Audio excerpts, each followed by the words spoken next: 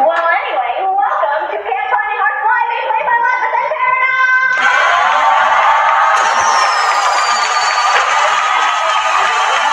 Greetings, fellow theater enthusiasts of Beach City!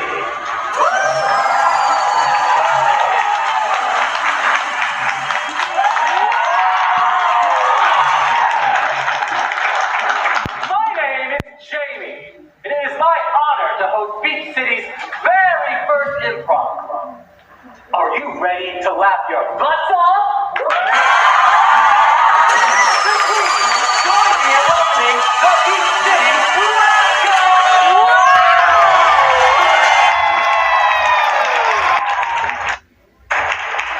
Why did you sign me up for this stupid improv class? Come on, Lars. It'll get you some confidence. Maybe playing someone larger than life or something will help get you some courage.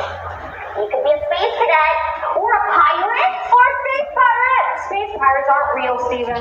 Now, all we need to get started is just a single word from the audience. Steven! We do a scene about Steven every week. I mean, seriously, how many weeks in a row could you watch a show about Steven? Seriously, Steven Universe? No offense, but like, who would watch that? Maybe if it like went on hiatus regularly enough for you to form some sort of fondness and attachment. Let's pick a different word. Do donuts. Oh wait, or cats? No, we did that last week. Oh my god. Exactly. The parts will be easy. It'll require no imagination on the parts of the organics of the audience. I'll join. I was there. Oh, now wait, I was the star of that play. I got to participate. Yes, and we can force Lars to participate by playing Lars. Hey. Yeah, then it's settled. Mailman, go! Well, all right. I'm just glad to see you all excited about the theater for once. People of Beach City, I present to you The Tale of Camp Hiding Hearts Live, a play by Lapis and Paradox as told by Jamie. We begin at a peaceful countryside barn, where Lapis and Paradox can be found reading from Paradox's tablet. I guess the last thing stopped, and in that, the name that is not mentioned that raised the good sow, the rains. Now I cause lightning and turns its raining. Rain, the sunny, let the sun come out. The umbrellas, Vriska's umbrella for yellow color too. How you into and sunny and rainy? Isn't A the multiplication? You see rain? Multiplication to be cause. Let the sun, sunny too, turns out, two, stop. Vriska, if he vision tried everyone's rains to sunny, let to make handouts. This umbrella to make the stopped in another to the rain with umbrellas. Vriska's house. I know.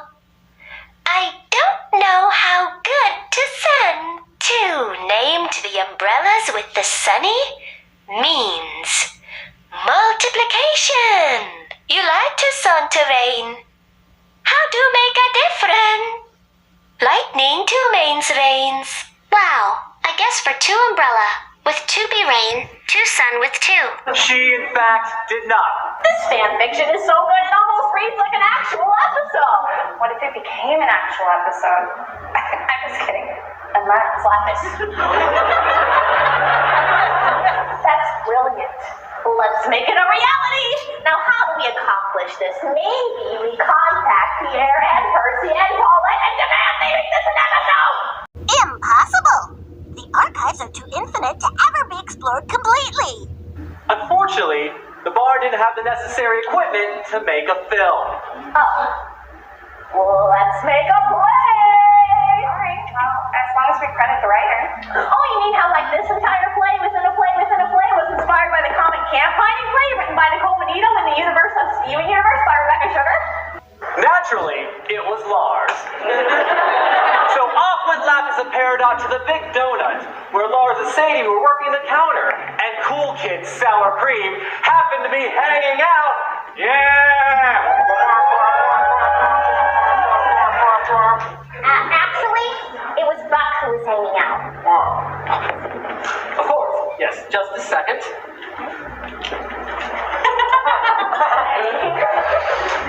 Sup, dog? This is how he talks, right? He doesn't talk like that. His voice is more gruff and rich sounding. What? Whoa. Here comes Lapis and Peridot to find the author of the fan fiction they mentioned in the last scene. Greetings, Donut Butler. Are you or are you not the author of the hit Camp Fighting Hearts fan fiction, Campers Fighting Hearts, a story of love and friendship? What? How did you find out about that? Can we be quiet about it in front of our customers? We're huge fans. It's our favorite one. And that's saying something since Lapis and I have perused quite a number of less than satisfying fan fiction. And then we hire a cast and, hold rehearsals, and then finally we can put on the show. Excellent work, Donut Master. This will be most feasible, especially with you on hand as our knowledgeable human collaborator. Oh, sure. I'd love to help. Sounds dope. Oh, look, here comes the mayor person right now. I will require your assistance in this conversation, Donut Master.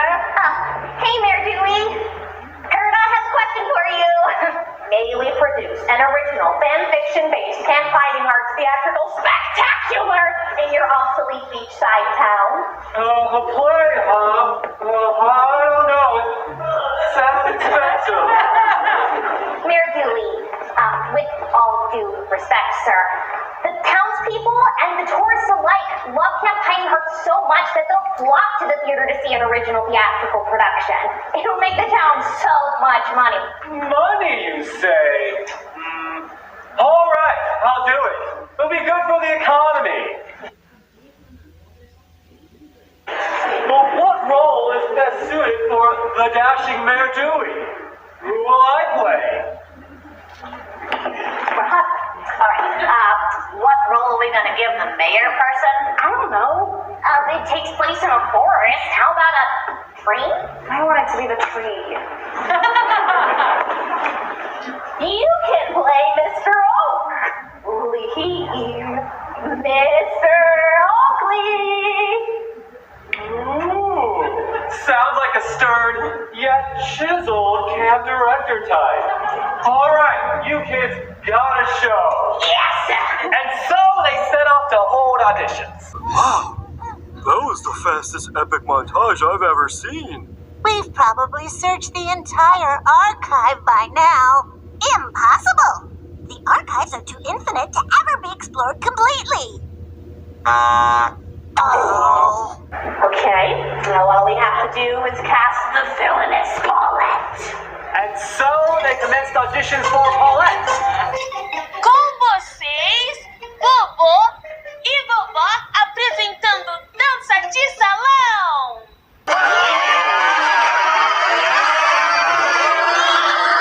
I heard you were holding a play based on that Canadian show Stephen likes. And yes, we do audition. Now, of course, I have no interest in the theater. But I just had to come for Stephen, of course. Pearl would be a great Paulette. Sure, Pearl.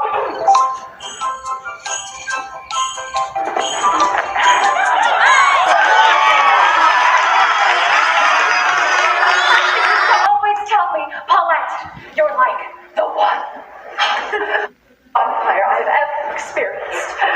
Fear, Percy, do you really only have time for Paulette?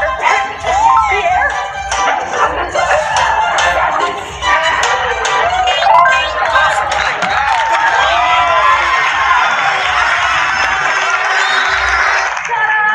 See, I told you she'd be great.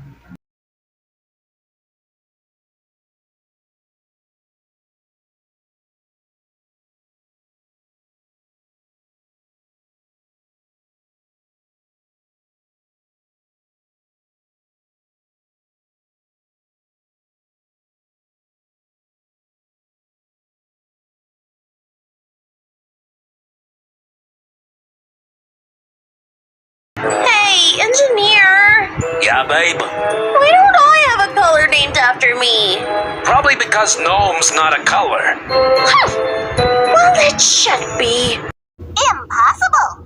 The archives are too infinite to ever be explored completely. I found the bodies of poopy parts of player in the engine room. It was a massacre.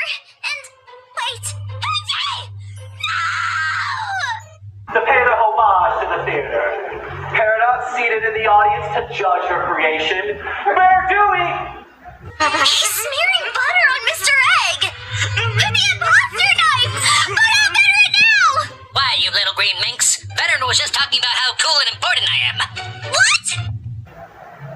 Perfectly! Yes! And they're ready to perform their masterpiece. Thank you, ominous voice. And where would we be without you to move the exposition along and fill in all these glaring plot holes? And thus, opening night arrived. People came as far as the recently ruined Ocean Town to pay their homage to the theater. Paradox seated in the audience to judge her creation. Where do we? Playing a very realistic oak tree in the background. And the audience buzzing with excitement. But little did they know their show would be interrupted by an uninvited guest. Break many legs, actor people. I will be strategically planted in the audience to encourage laughter and applause at appropriate times. Percy has entered.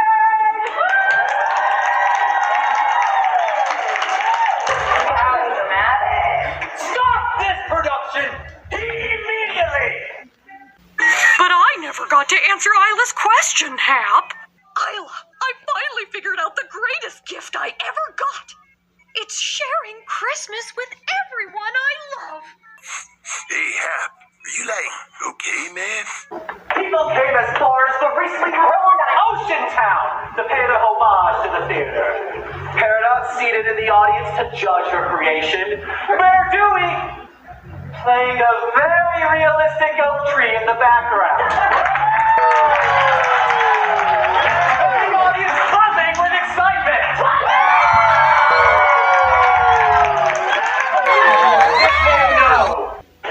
But what role is best suited for the dashing Mayor Dewey? Who will I play?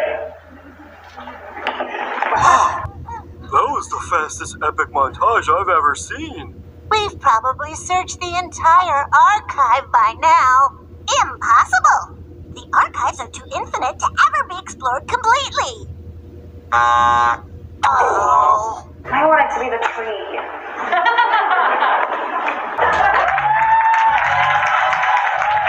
And the audience buzzing with excitement. Find the area in a flat closed shape of any kind. The area's space inside of the lines, and if you got a rectangle or a square, there's a cool way to measure the area there. You take length times width, that's the key. Just measure a square, and soon you'll see 3 units long times 2 units wide. That's 9 square units right there inside. Count 1, 2, 3, 4, 5, 6, 7, 8, 9. It's measuring time. The area. If you want to know the area of your front door, a picture on the wall or a rug on the floor, with a little bit of math and some measuring skills, you can find the answer. You know the drill. Length times width, when they're multiplied, you get the number of the square units inside. 5 times 3, that comes to 15. Just count the squares and you see what I mean. Count 1, 2, 3, 4, 5, 6, 7, 8, 9, 10, 11, 12, 13, 14, 15. It's measuring time in the area. You take length times width, gotta from area to find a square or rectangle's area. And that's measuring time, the area, yeah.